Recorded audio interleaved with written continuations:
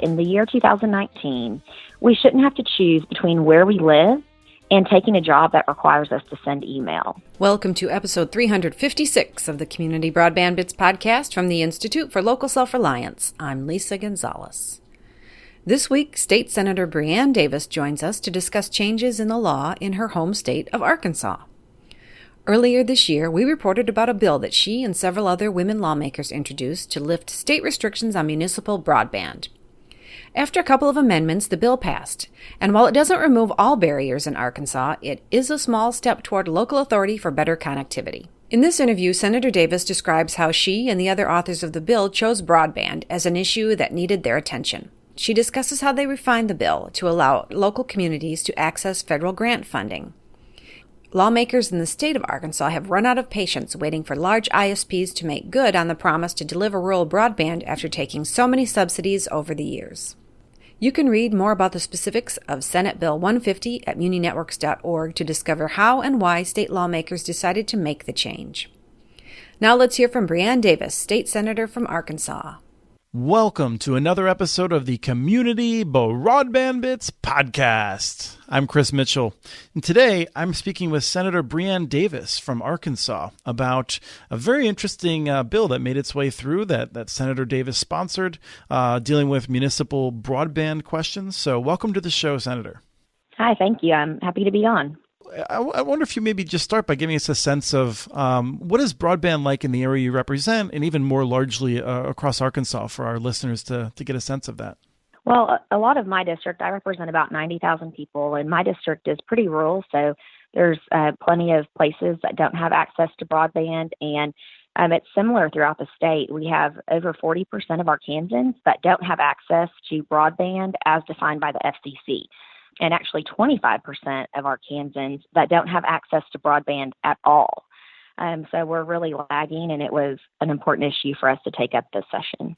Yeah, I was actually surprised. I know that across the nation, there's some places where even a county library may not have access, and that seems like something that occurs occasionally in Arkansas. And I don't think a lot of people have a sense of that. Yeah, I think it's interesting because there's a few things we've done really well in Arkansas. And, one of them is providing broadband to all of our public schools, K through 12. So 99% of our public schools have high-speed broadband. And that was an initiative that our governor took on a little over 4 years ago. And we actually lead the nation in that. And then we have a coding initiative that our governor also took on to put computer coding into classrooms K through 12. And we're leading the nation in that. Yet we're lagging so far behind. I believe we're last or next to last in access to broadband throughout the rest of the state. Right. And as our listeners will be familiar with, it's varying tremendously within the state. We've done interviews with Randy Clint, who I believe is at Northern Ozarks Electric Cooperative, where they're, and I could be mangling some things here, but Ozarks Go, where you may be in a rural area and you could have gigabit access, and like you're saying, you could be pretty close to there and maybe not even have anything above dial-up. That's exactly right. And it's not just true for our rural areas, but it's true for places within Little Rock, our state's capital, or right outside of a city. You can have access to broadband and hit a spot and not have it at all. And so it's not just true for our rural areas, but all kinds of places across the state. It's actually very interesting. And Arkansas is one of the states, we count about 20 in our analysis, that have limitations on the ability of local governments to provide service. And in Arkansas, basically cities that have municipal electric utilities have, I think, more broad authority, and cities that did not have electric utilities really didn't have any authority. And so you authored a bill to change that. And I'm curious if you can describe that to us, just your vision. To be honest, I worked with 21 other women. We actually, this session, had all of our Republican women legislators come together and just formed a caucus, and we called it Dream Big, which was bold initiatives for the good of Arkansas. And we tried to find issues that weren't really Republican or Democrat issues, but they were Arkansas issues and problems that we needed to solve and solve quickly. And so we started talking about access to broadband, and realized that Arkansas had one of the fifth strictest laws in the nation in regards to, like you mentioned, cities, municipalities, and counties being able to partner to bring broadband to their area. And so as we started to dig deeper, we found that since 2015, there are three major companies in Arkansas that have received $223 million in federal grant money to bring broadband to rural areas in Arkansas. But we weren't seeing any closing of the gap in service provided to Arkansans. And so we just decided, you know what, if they're not going to help solve the problem, then we're going to take matters into our own hands. And we're going to lift the restriction and let municipalities, if they want to, either partner with an internet service provider or go in on their own and apply for a lot of this federal grant money that's available right now to bring broadband to these areas. We started realizing how big the problem was and that it had not been solved, and wanted to try to find a way to be aggressive in helping solve it. I like the way you put that this is an Arkansas issue, not a left or a right issue, because I was heartened when when the federal government created the Reconnect Act, which was created by a Republican Congress and signed by Donald Trump, who's a Republican president of the United States, obviously. Yeah. And it expressly made grants available to cities, whether they wanted to partner or do it themselves. And but there is a history, I think, of at the local level, this is totally nonpartisan. At the state level, depending on the state, it can get partisan, and inside D.C., it actually is quite partisan. And so, was there any resistance, among your Republican colleagues saying, we actually, we're uncomfortable with giving cities this larger authority? So we did have a little bit of pushback and questions like that from a few members here and there, just saying, what does government even do well? So do we really want to allow government into another space? By and large, Republicans throughout the legislature were really on board with it. And I think the best way to be able to explain that shift is really because we've given private companies the opportunity for years now to solve the problem, and they haven't done so. And so I think we just realized, we sat back, we let these companies have the opportunity to solve this for us, and we have to do something different. And so, we had that conversation, but we actually, to be honest, we didn't have a single person vote against this bill, Republican or Democrat. Just shows you how bipartisan it was and how frustrated all of us were with what was being done here in Arkansas. So it worked out well. Well, I want to talk a little bit about some of the motivations that have been ascribed. There's two modes of thought I've seen in newspaper articles and in other forms of media covering this, and I want to get your reaction as I sort of describe them. One is that a lot of the people you're working with were motivated because of a frustration around the fact that Arkansas was the first to require a lot of Medicaid reporting online, and people were struggling to do that in some areas because of a lack of access. And then there was another article that claimed, really, I don't know if I should say it claimed, but it used as motivation. It was talking about Netflix and being able to stream video as being a frustration that people didn't have access to that as much. And so we've seen quite a different number of claims. And that's why I wanted to talk to you to get a sense of what sort of things were you talking about along those lines. That's funny. I didn't hear any of those, either of those comments directly as we were working through. I did hear mention of the Medicaid work requirement and having to sign up and do some stuff online. But really what we really heard were people just saying, I had to help my child, turn in their college application, or we had to apply for their FAFSA online. And we had to go down the road, have to sit down at the end of my gravel road to get Wi-Fi, or I tried to, pull up an email for work, and it took a week for that email to download. And, I have to go into town and sit at the local McDonald's and pull up my work email there. And so I feel like there is, in Arkansas anyways, we have so many rural communities, and agriculture, is what we're known for here in Arkansas, and our top industry.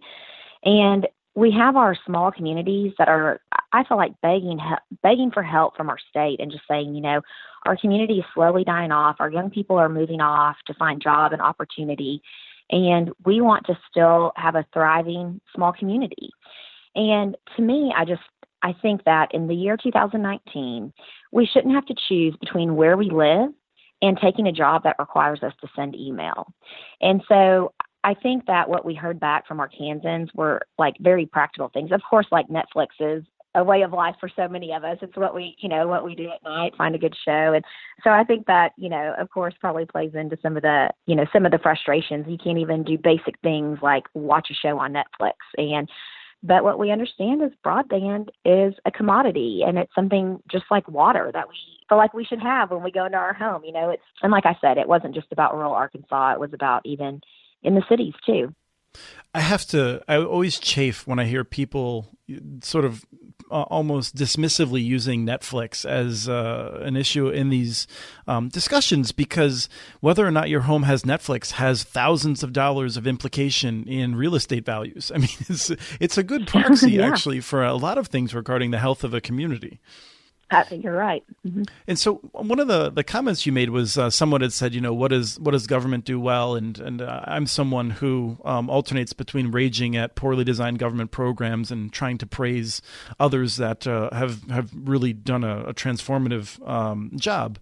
And so I'm curious, because my vision of this is I think, like that of many Republicans, and frankly, I think most Democrats as well, which is that we don't want a government monopoly. We don't want any monopoly. We want some competition. And I wanted to ask you about that, because it's something that came up a lot when you talked with my colleague Lisa about this issue, that the role that you wanted competition to play.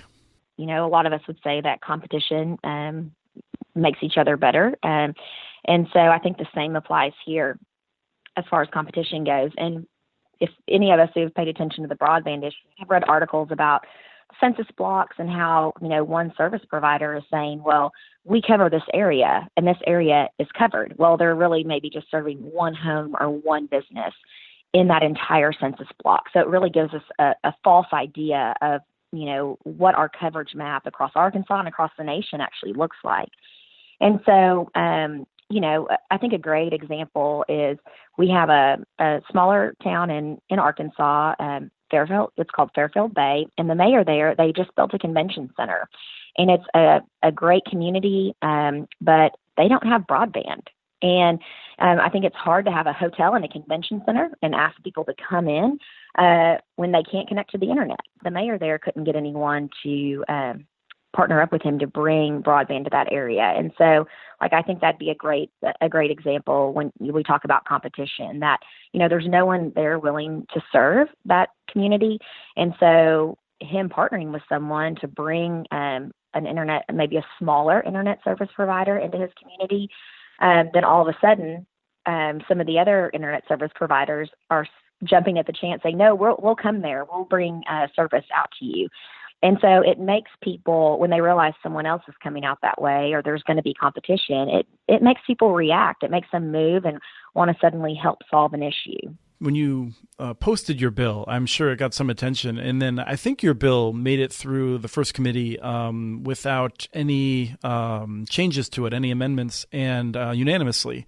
And then it had some significant revisions. And I'm just curious if you can give us a sense of what the reaction was from particularly the three big companies you mentioned, the big telephone companies that have received almost a $250 million, I guess, over the last Right. but also maybe the big cable companies. Like, what kind of a reaction did you get in general? From those companies, actually, the day that we announced our initiatives and that bill, I think I had every single one of them in my office that day, just talking through it and what it meant. And to be honest with you, they were actually great to work with. And I just appreciated the back and forth that we were able to have. It was good conversation and good discussion about what we were doing and why, and just sort of getting them to at least be neutral on the bill. But some of the changes that we did make resulted in, I would say, unintended consequences from the bill. And so I kind of talked about the K through 12 initiative, bringing broadband to all of our public schools. And there was some language in there that we had stricken originally that impacted our Department of Information Services that worked with all the schools and even the higher ed. Our higher ed institutions have their own network as well across the state. And so striking some of that language impacted that, and that was not our intent. And so some of the amendments that we made were sort of to like fix some of those things. We wanted to make sure that we were targeted in what we were doing.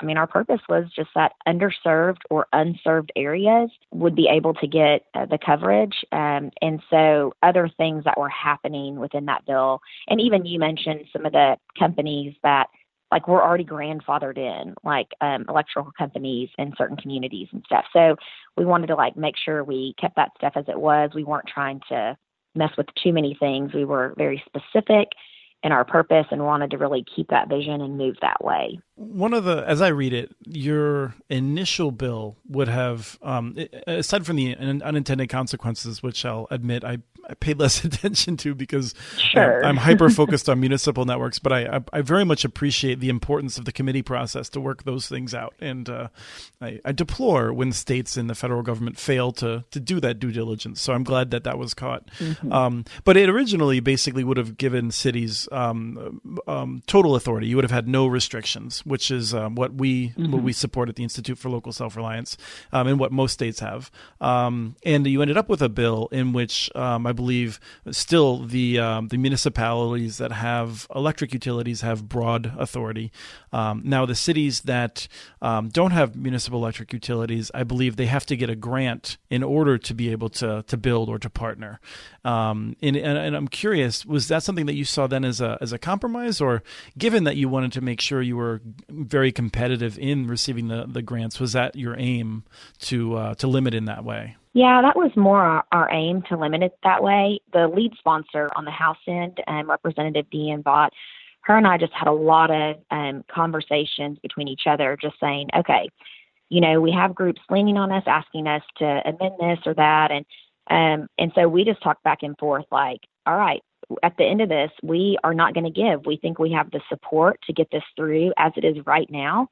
As it was originally before any amendments, we believed that we had that support. But we wanted to, like I just spoke about, the unintended consequences, but we wanted to make sure that we kept our vision for the bill and what we wanted it to do. So I would say we don't feel like we compromised. We feel like we really honed in a little bit more on the vision and our intent for the bill. And we really wanted, because it still does say on its own or in partnership with a private entity, yes, then apply for that grant or loan money. And that's what we wanted our cities and counties to do, is go after that grant money that's out there. And so that was really our push towards that direction. Well, I want to finish up by noting that there's, I think, a very bright future for a lot of rural Arkansas because of just a lot of co-ops. A lot of the electric co-ops are making really smart investments. I'm very hopeful that we see Arkansas leapfrogging. I think there's a history perpetuated by media often that Arkansas is something maybe wrong with it or something like that. I have an uncle that lives there. I've loved my visits to Arkansas. It's beautiful. So I definitely I hope that this works out in the way that you're hoping. I hope you get some of these Reconnect funds. And we're of course going to be watching this and making sure that different part of government entities that, need to be reaching out to our municipalities do so. And, if this bill didn't go far enough, then it's something that I think we're definitely willing to revisit in the next legislative session to make sure that this is getting done for Arkansans. I have to say that for those of us who have been working on this, and as you've seen, there's no partisanship at the local level. I'm very glad to see that in Arkansas, at the state level, that you were able to work, sort of pragmatically on it as well. And I hope that that's infectious to other states. Yes, I do too. It was really a great session, and I love the results that we got on it. Great. Well, thank you so much for your time today. Yeah, thank you. I appreciate it. I enjoyed being on. Thanks for having me. That was Arkansas State Senator Breanne Davis discussing her bill, SB 150, which reduces some of the barriers to local broadband network projects. We have transcripts for this and other podcasts available at muninetworks.org/broadbandbits. Email us at podcast@muninetworks.org with your ideas for the show. Follow Chris on Twitter. His handle is @CommunityNets. Follow muninetworks.org stories on Twitter. The handle is @muninetworks. Subscribe to this podcast and the other podcasts from ILSR, Building Local Power, and the Local Energy Rules podcast. You can access them wherever you get your podcasts. You can catch the latest important research from all of our initiatives if you subscribe to our monthly newsletter at ilsr.org. While you're there, please take a moment to donate. Your support in any amount helps keep us going. Thank you to Arnie Huseby for the song Warm Duck Shuffle, licensed through Creative Commons. And thank you for listening to episode 356 of the Community Broadband Bits podcast.